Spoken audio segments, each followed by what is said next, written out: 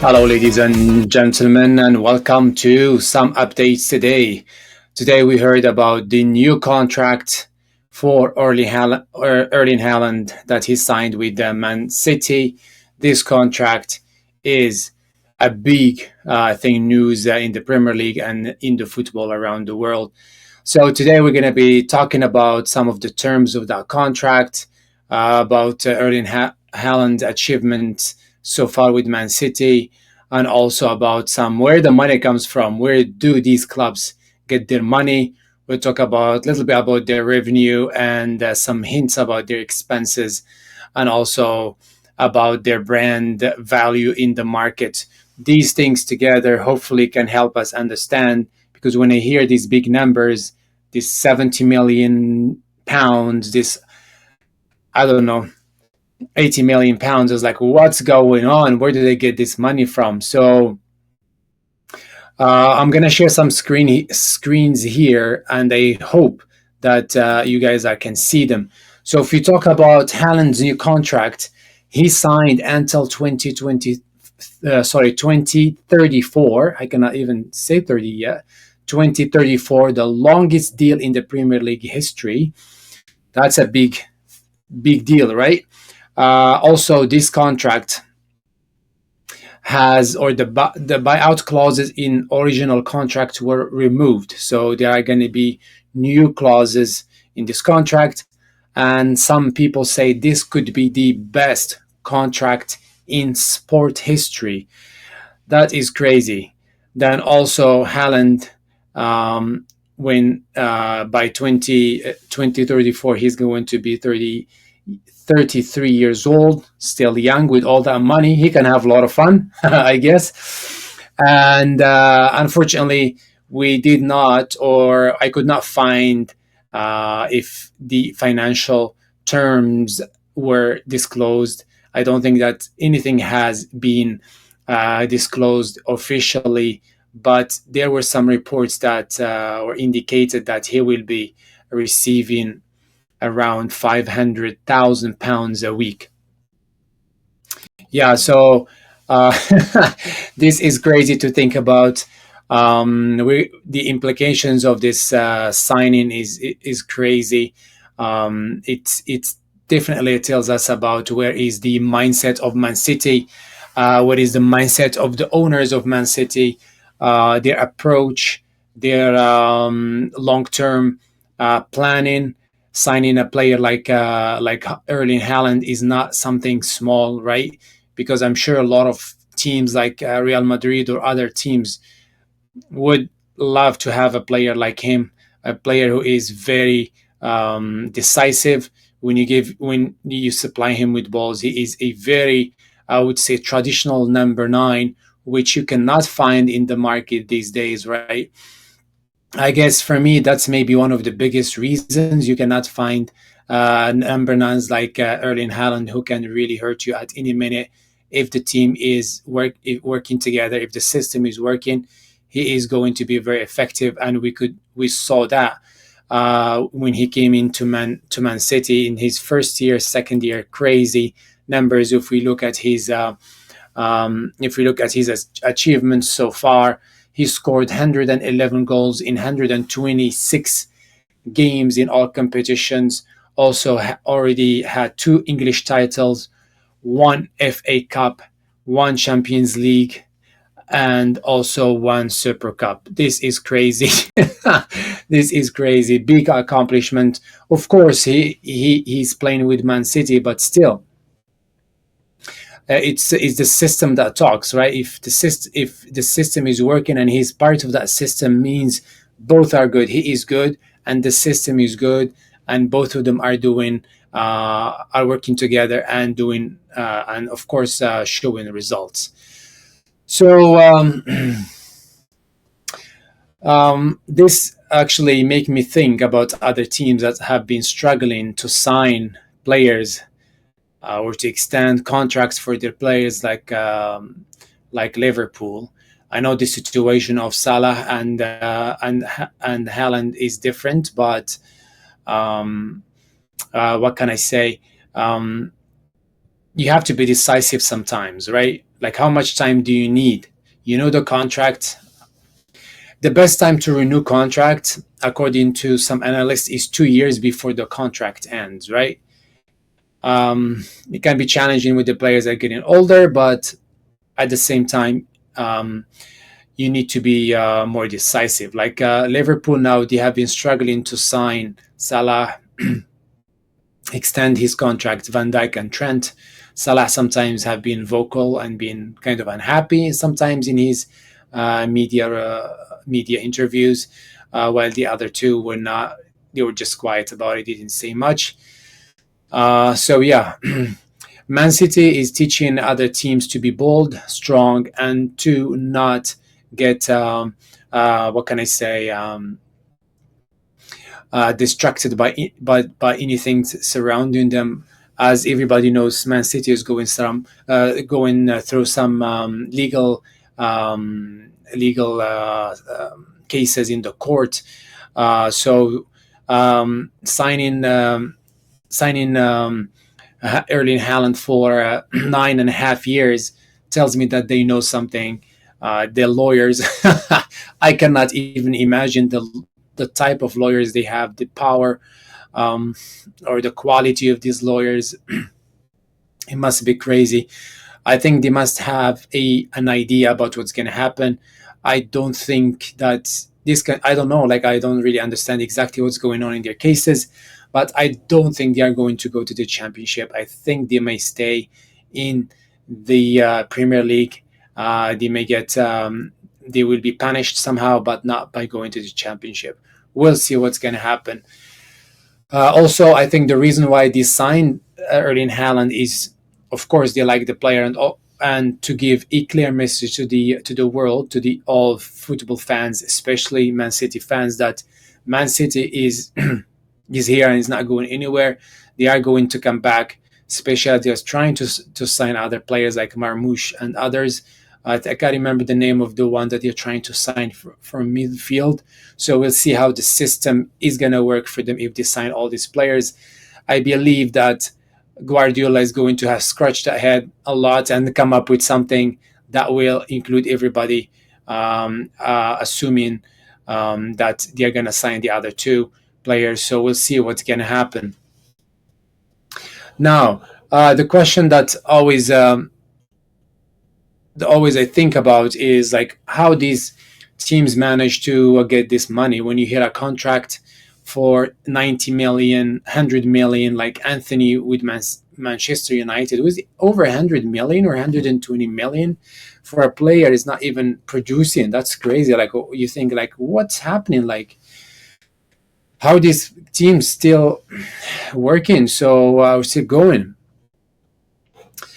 I did a little bit of a research, and I'm going to share a screen here about the Man City revenue and wages. So this is a chart that gives us an idea of Premier League clubs' revenue and wages cost 2022, 2023, and the source of this one is Deloitte Analysis UK. So if you look at Manchester City, for example, their wages were in that season 423 million pound. Sorry, that was the wages, yes, and the income was, or the revenue was 718 million pound, which is the highest in all those teams, which is crazy. And the wages revenue ratio is around 59-60%. So they spend so much money, basically, or they spend almost 60% of what they made in revenue on wages. That is crazy. Manchester United, around 51%. They made 650 million pounds and they spent 331 million on their players. Liverpool, 595 in revenue, and they spent 373 on their players, around 63% of their revenue. So these are some examples. You can search more on these on the Deloitte Analysis website.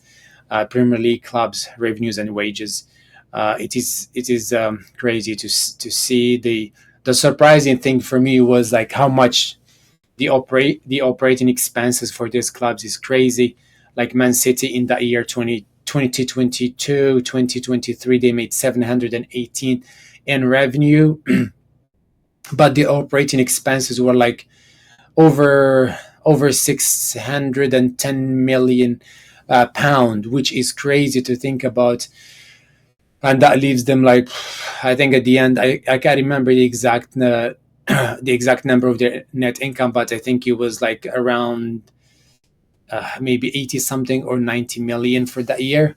That is crazy. You go from 700 to like 80 or 90 million. So yeah, these are some examples of the revenues and wages of these big teams from the Premier League. Then the question that comes to mind: where these teams come with this money, right? From where do they get it? There are three main sources for this money: match day in yellow, and I'm sharing a screen here. Hopefully, you guys can see it, and broadcast in blue, and commercial in purple or pink. I'm not sure what to. I think it's purple. I don't care. Pink. um, anyway, if we look at the year 2022-23, they made seven. Like this is Man City. They made 712 million in that year. 341 of that was from commercial, and 299 from that was from broadcasting, and 71 million, almost 72 million from match day. So these are some huge numbers, and of course, that season 2023 was better than the prior season. The prior season they made 613 million, while in 2023 they made 712 million. Crazy numbers. Then, if we move to the brand value for these, for like the big players, or sorry, the big teams in the world. If we look at the ranking here, we find Manchester United um, is number one. They were named the most valuable football brand in the world. The value of 1.5 or 51 billion euros, and their value increased by 13%. Crazy. Real Madrid in number two with 1.46 billion, and Barcelona after that number three. Manchester United, then Liverpool after that. Excuse me, I'm gonna get some water here. That is crazy to see, man. Like when I see Manchester United number four, I was like, because sometimes like you hear Manchester United, you hear so much talk about Manchester United in the media, and it's like, what's going on? Manchester United is not even doing well, but for some reason they're always talking about them, and the reason why, because they are a big commodity. Let's say, I cannot even say this word now, it's too late. It's a big product, let's call it that way, for these news outlets. So it is something they used to milk, and they can to milk views and interest from the whole world. So yeah, I thought to share these numbers with you guys just to give you an idea about where this money come from. How did these guys manage to have all this money? Some of you might already know about these things, but for me, I honestly had no idea. I know, like we hear ads and we hear this and that, but it's good to see numbers sometimes to know what's exactly happening behind doors. Um, yeah, I'm hoping Erling Haaland has made the right decision, and